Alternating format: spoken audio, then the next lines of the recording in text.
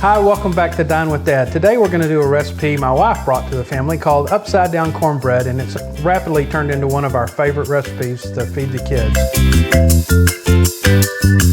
All right, so the first thing we're going to do is take about a pound of ground beef and put it in a heated skillet. You love that sizzle. Break it up and let it start browning. Browning meat is about the only place I use high heat.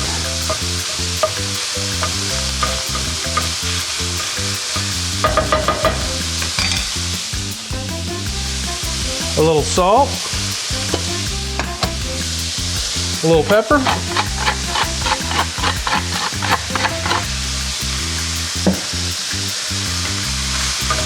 just keep it moving. Usually takes 4 or 5 minutes. Now when the meat gets about this level of doneness, and you can still see there's a little pink in there, but this is when I like to go ahead and add the onion and the garlic.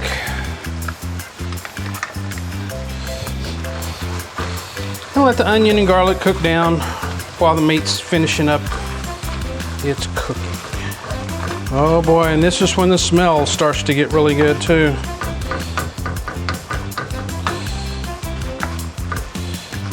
Okay, once the meat gets to looking about like that, where it's all done, all the pink is gone, the onions are starting to cook down pretty well, then it's getting to be about time to add the tomato paste, I'm sorry. And I use a medium-sized can here instead of those real small can. So you want this to be pretty thick.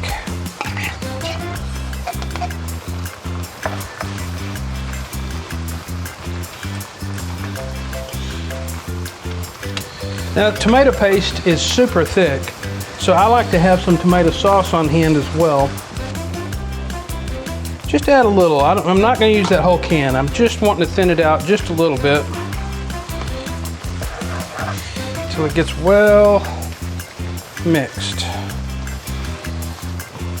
It's time to start seasoning, so I'll start with a little bit of oregano. I just use ground oregano. I don't know how much to tell you. It's just kind of a shake. When I try to measure it out for the recipes and then make the recipes, it's never as good. So learn to trust your instincts. Now this has got a very chili forward flavor, so I use quite a bit of chili powder. That's probably a good tablespoon of chili powder. This is my secret ingredient. This is Jess Hall's Serendipity seasoning salt. I love this stuff. They don't pay me to say that. Wish they did, but they don't. This is my favorite seasoning salt, but I'm sure most people have their own favorites. You use what it is. And probably a teaspoon there. Mix that up. I'll put a link to the Serendipity seasoning salt in the description below. Like I say, they don't pay me for that, but it is good stuff. They also make a hot version that's really good on some things as well. All right, now a bag of frozen corn. And I don't put all the bag in there either, just about so. So what's that? I probably 2/3 to 3/4 of the bag. You don't want it to be too corny. So if I were making this for just me, I would put a can of ranch style beans in here as well. But nobody in my family likes beans except me. So I make it without beans. But it would be good with some ranch style beans. All right, and that's what you're looking for. Kind of thick,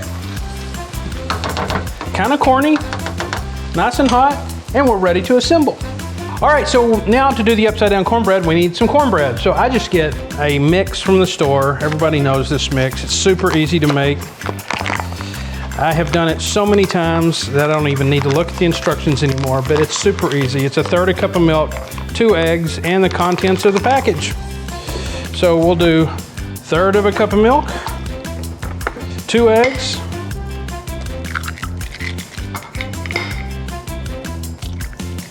and the contents of the package. Get a fork and mix her up.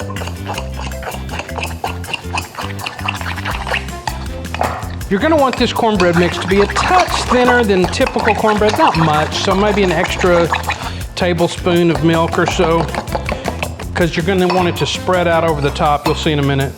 But this is kind of thin, and that is exactly what we're looking for. To assemble, we're gonna put the meat mixture in the bottom of the dish and smooth that out.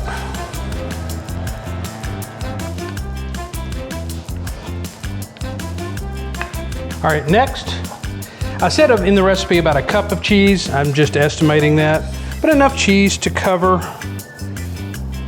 the mixture.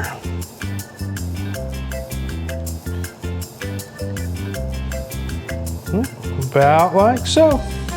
And last but not least, pour the cornbread on top. And smooth that over the cheese. And if a little cheese gets mixed up in it, that is just fine. You just want coverage. We're gonna go to a 350-degree oven for however long it says to bake the cornbread, because everything else is already cooked. My box says 400 degrees for 15 or 20 minutes. So we'll put it in at 400 degrees for 15 minutes and start checking it then.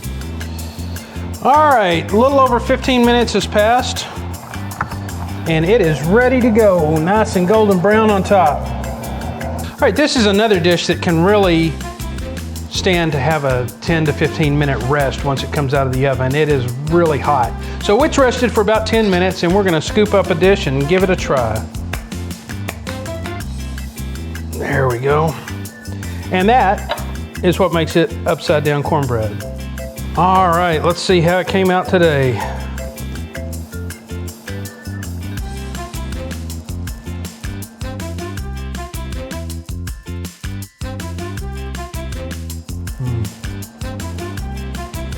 This is why I love my wife. She brought this recipe to the family, and it is really fantastic.